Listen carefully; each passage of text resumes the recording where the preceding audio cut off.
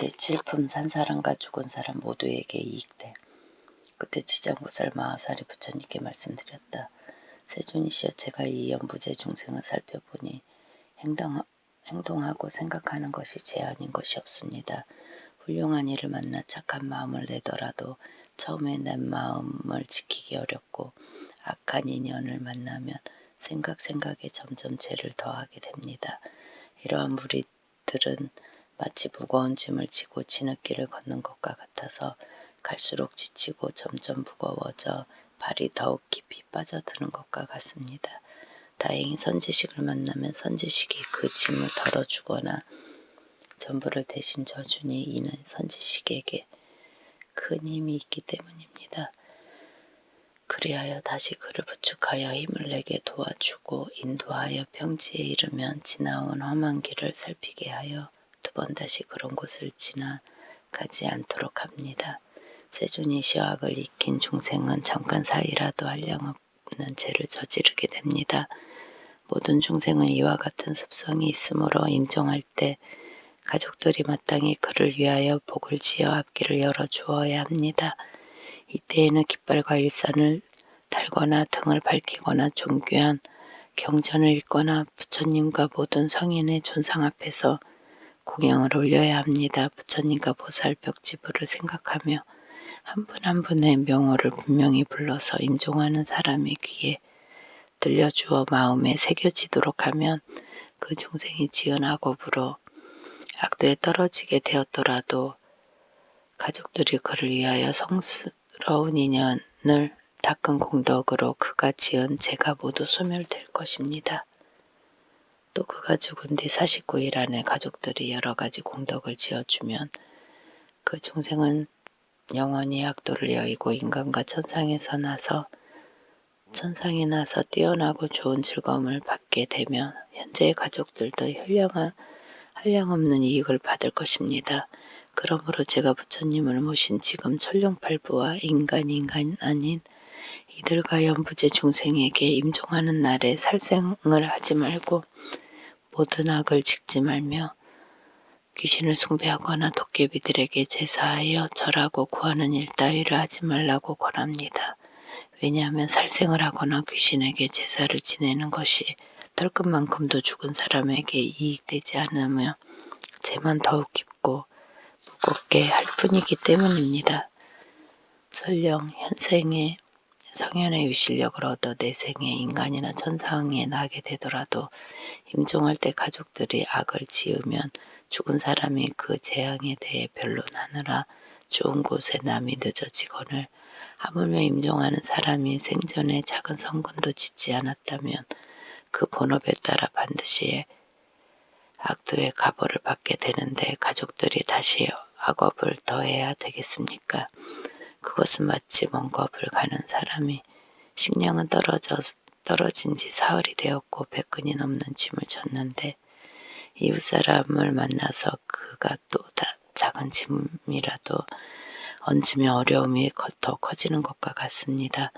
세존이시여, 제가 연부제의 중생을 보니 모든 부처님의 가르침에 따라 착한 일을 털 하나, 물 한 방울, 모래 하나, 먼지 한 톨만큼만 하더라도 이로 인한 이익은 모두 자신이 얻게 됩니다. 이 말씀을 하실 때 법회 중에 대변 장자가 있었다. 이 장자는 오래 전에 무생법을 증득하였으며 시방세계의 중생을 교화제도하느라 장자의 몸으로 나타낸 이였다. 그가 앞장 공경하고 지장보살께 여쭈었다. 보살이시여, 이 남녀부재의 중생이 목숨을 마친 뒤에 그의 가족들이 그를 위하여 공덕을 닦고 죄를 베풀어 여러 가지 선한 일을 하면 목숨을 마친 사람이 큰 이익을 얻어 해탈할 수 있습니까?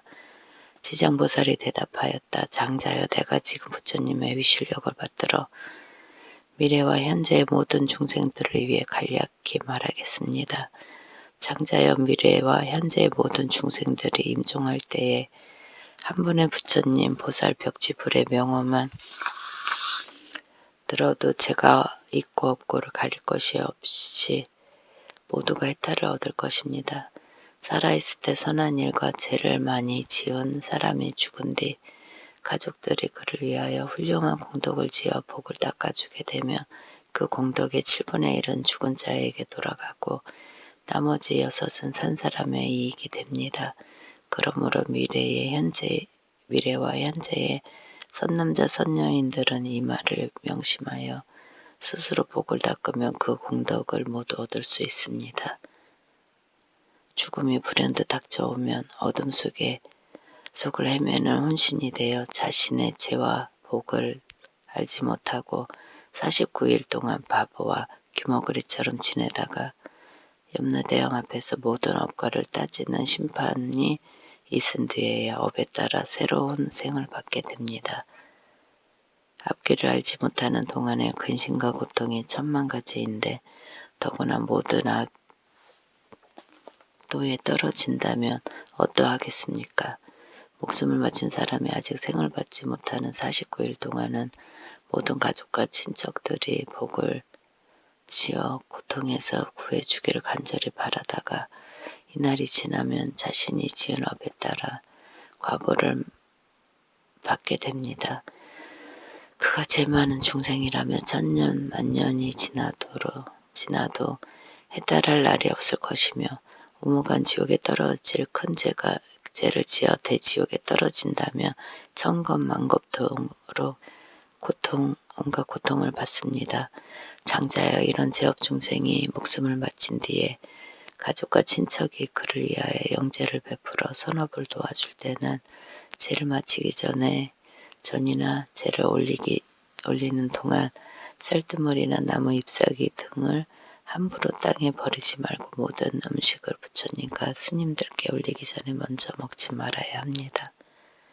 만약 이를 어기고 먼저 먹거나 정성스럽고 정갈하게 만들지 않으면 이 망자는 복력을 얻지 못하게 됩니다. 그러나 정성을 다하여 청정하게 만든 음식을 부처님과 스님들께 올리면 망자는 그 공덕의 7분의 1을 얻게 됩니다. 그러므로 장자여 연부제의 중생이 나쁜 생각하지 말자. 목숨을 마친 부처님 부모나 가족들을 위하여 지극한 마음으로 정성스럽고 청정하게 제를 베풀어 공양을 올리면 산 사람과 죽은 사람 모두가 이익을 얻는 것입니다. 이 말씀을 하실 때 도리천궁에 있던 천만억 나유타의 연부제 귀신들 모두가 한량없는 보리심을 발하였고 대변장자는 가르침을 받고 기뻐하며 절하고 물러갔다. 제8품 염라왕들을 찬탄하다. 그때 철이산에 있는 한량없는 귀양들이 염라천자와 함께 도리천에 와서 부처님이 계신 곳으로 모였다. 이를테면 악독귀양, 다악귀양, 대쟁귀양, 백호귀양, 혈호귀양, 적호귀양, 산왕귀양, 비신귀양, 정관귀양, 낭화귀양, 천안귀양, 담수귀양, 부석귀양, 주모귀양, 주화귀양, 주복귀양, 주식귀양, 주제귀양, 주축귀양, 주근귀양, 주수귀양, 주매귀양, 주산귀양, 주명귀양, 주질귀양, 주엄귀양, 삼목귀양, 사목귀양, 오목귀양, 기리실왕, 대기리실왕, 기리차왕, 대기리차왕, 아나타왕, 대아나타왕 등이었다. 이들 큰 귀양들은 각각 백천의 작은 귀양들을 데리고 모든 연부제에 있으면서 각자 맡은 바와 머무는 곳이 따로 있었다. 이 모든 귀양들은 염라천자와 함께 부처님의 위실력과 지장보살의 힘을 받들어 도리천에 올라와 한쪽에 서 있었다. 그때 염라천자가 무릎 꿇고 합장하며 부처님께 말씀드렸다. 세존이시여 저희들이 지금 부처님의 위실력과 지장보살의 힘을 받들어 이 도리천의 큰 부패에 오게 된 것은 좋은 이익을 얻을 수 있기 때문입니다. 제가 궁금한 것이 있어 감히 세존께 엽준나니 세존이시여 저희를 위하여 자비로서 말씀하여 주옵소서. 부처님께서 염라천자에게 말씀하셨다. 그대든 무엇이든 물어보라. 내 그대를 위해 말하겠노라. 이때 염라천자가 세존을 우러러 절하고 지장보살을 돌아보고는 부처님께 말씀드렸다. 세존이시여 제가 지장보살을 보니 육도 중에 있으면서 백천가지 방편으로 재고중생을 끊임없이 제도하면서 피로와 괴로움을 마다하지 않습니다. 지정보살에게 이와 같은 불가사의한 신통한 힘이 있음에도 모든 중생은 업보에서 벗어났다가도 오래지 않아 또 악도에 떨어집니다. 세존이시여 지정보살에게 이와 같은 불가사의한 실력이 있음에도 어찌하여 중생들은 옳은 법에 의지하지 않아 영원한 해탈을 얻지 못하는지요. 세존이시여 저를 위해 말씀하여 주옵소서. 부처님께서 말씀하셨다. 남연부제의 중생은 성품이 억세고 거칠어 다스리고 길들이기 어렵지만 지정보살은 백천급 동안 이와 같은 중생을 하나 둘 구제하여 해탈로 이끌고 있다. 이러한 죄인들과 큰 악도에 떨어진 중생들까지도 지정보살의 방편력으로 그들이 숙세의 일을 깨닫게 하여 근본 어변에서 구제하건만 연부제의 중생들은 악습이 무겁게 맺혀서 구제되었다가도 금방 돌아가므로 지정보살이 오랜 겁을 지내면서 수고롭게 제도하여야 비로소 해탈하게 된다. 비유하자면 어떤 사람이 정신이 흐려 자기 집을 잃고 헤매다가 험한 길로 잘못 들어섰는데 거기에는 수많은 야차와 호랑이, 사자, 구렁이, 독사 따위가 있어 이 사람이 이 길을 들어서자마자 여러 악독한 짐승들과 곧 마주치게 되었다.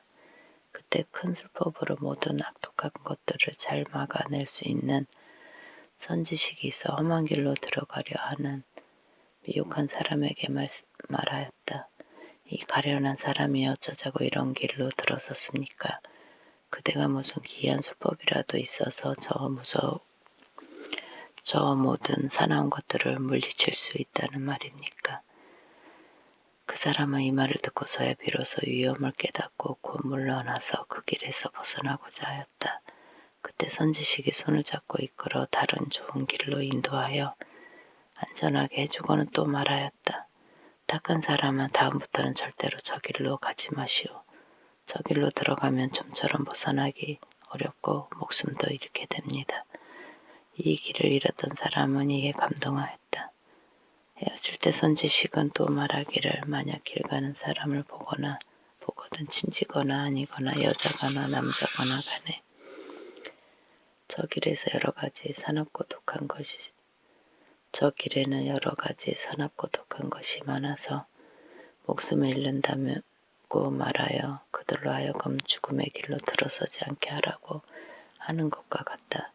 이렇듯 대자비를 갖춘 지정보살이 재고 중생을 구제하여 천상이나 인간으로 나게 하고 즐거움을 받도록 해주며 그들이 업보의 괴로움을 알고 악도를 벗어나 다시 그런 일을 겪지 않게 하는 것은 저 길 잃은 사람이 험한 길로 잘못 들어갔을 때 선지식을 만나 구출되어 다시는 그런 것에 빠져들지 않는 것과 같아. 또 다른 사람을 만나면 들어가지 말도록 권하며 스스로 말하기를 이 미혹으로 인하여 도리어 해탈을 얻었으니 다시는 들어가지 않으리라고 한다.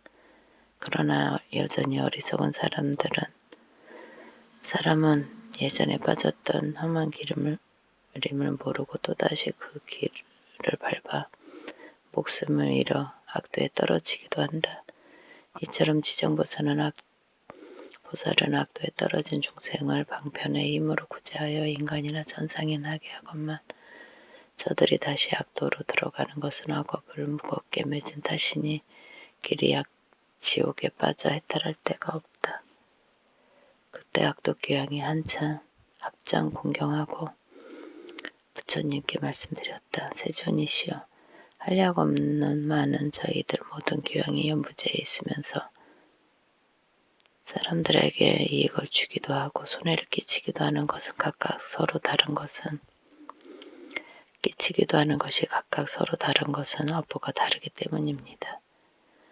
저희 권속들이 여러 세계를 다녀보면 악함이 많고 선함은 적습니다. 저희가 사람의 가정이나 도시, 마을, 장원, 건물을 지나가다가 어떤 남자나 여인이 티끌만큼이라도 착한 일을 하거나 삼보를 찬양하는 깃발이나 일산을 하나라도 달거나 약간의 향각꽃을 불상이나 보살상 앞에 올리거나 존중한 경전을 독송하면서 한 글귀 한 개송이라도 향을 사르며 공양하는 것만 보아도 저희 귀영들은 이 사람을 과거 현재 미래의 부처님같이 공경하겠습니다. 또 큰 힘이 있거나 토지를 맡은 작은 귀신들이 이들을 보호하게 하여 나쁜 일 행해 몹쓸 병이나 마음에 맞지 않는 일들이 이 사람의 집 근처에서는 일어나지 않게 하겠거늘 하물며 그런 것이 그 집안으로 들어가게 하겠습니까? 부처님께서 귀향을 칭찬하셨다. 훌륭하도다. 그대들과 염라 천자가 그처럼 선남자 선녀에는 보호하니 나도 범천왕과 제석전왕이 일러 그대들을 지키고 돕게 하겠노라. 이 말씀을 하실 때 법회 중에 있던 주명 귀향이 부처님께 말씀드렸다. 세존이시여, 저는 본래 어변으로 연부제 사람의 수명을 맡아 태어나고 죽음을 모두 관정합니다. 저의 본원은 중생을 크게 이롭게 하려는 것이지만 중생들은 제 뜻을 알지 못하여 나고 죽음에 편하지 못합니다. 이 연부제의 아기가 태어날 때 남자거나 여자거나 집안 사람들이 착한 일을 하면 집안이 더 이롭게 되고 토지신이 한없이 기뻐하여 아기와 산모를 보호하고 큰 안락을 얻게 하며 가족들도 이롭게 합니다. 아기를 낳은 뒤에는 살생하지 말아야 하지만 중생들은 여러 가지 비린 것을 산모에게 먹이고 가족들이 모여 술을 마시고 고기를 먹으며 노래를 부르고 풍악을 울리며 즐긴다면 산모와 아기가 편안함과 즐거움을 얻지 못하게 됩니다. 왜냐하면 해산할 때면 죽은 사람이 많은 악기와 도깨비들이 비린내 나는 피를 먹으려 하기 때문입니다. 그러므로 제가 미리 집안의 토지신들이 산모와 아기를 잘 보호하여 편하게 해주도록 합니다. 사람들은 마땅히 이에 감사하고 복을 베풀어 모든 토지신들에게 보답해야 함에도 도리어 살생하여 잔치를 벌이니 이는 스스로 재앙을 불러 아기와 산모를 함께 해치게 됩니다. 또 저는 연부제에서 임종하는 사람이면 모두 선악을 묻지 않고 악도에 떨어지지 않게 하려고 애를 쓰고 있사온데 하물며 스스로 성근을 닦아서 제 힘을 도와주는 사람은 어떠하겠습니까? 이 연부제에서의 선행을 한 사람들도 임종할 때에는 역시 100천이나 되는 악도의 귀신들이 부모나 가족의 형상으로 둔갑하여 나타난 망인을 이끌어 악도에 빠지게 하거늘 하물며 본래부터 악업을 지어온 자는 어찌 되겠습니까? 세존이시여, 이와 같이 연부제의 남자나 여인이 임종할 때에는 정신이 아늑해져서 선악을 분간하지 못하고 눈과 귀로 볼 수도 들을 수도 없습니다. 이때 망인의 가족들이 큰 공양을 베풀고 존중한 경을 읽으며 부처님과 보살의 명호를 연불하며 이러한 좋은 인연으로 망인의 모든 악도에서 벗어나게 하고 모든 마귀와 귀신을 흩어지고 물러가게 합니다. 세존이시여, 제가 살펴보아 어떤 중생이든 임종할 때 한 부처님의 명호나 한 보살의 명호 대승경전에 한 구절이나 한 개송이라도 듣는다면 이러한 사람들은 우무간 지옥에 떨어질 살생체를 제외한 작은 악업으로 악도에 떨어질 자는 모두 해탈을 얻게 하겠습니다.